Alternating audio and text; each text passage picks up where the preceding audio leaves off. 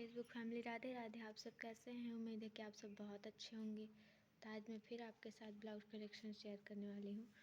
तो ये रहा ब्लाउज, तो आप लोग देख सकते हैं ये बन के कंप्लीट हो चुका है। कुछ इस प्रकार से मैंने इसका बाजू बनाया है। इसको मैंने गोंद की सहायता से चिपकाया है और इसमें मैंने छोटे से स्लिप्स भी दी है। आप देख सकते हैं ये इसके छोटे से स्लिप्स। और इसका बैक डिज़ाइन कुछ इस प्रकार से है।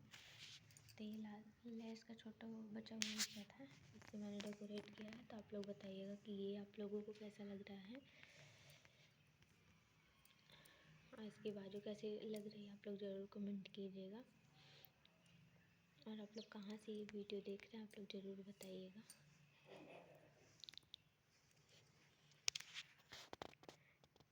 Thanks for watching. Radhe Radhe.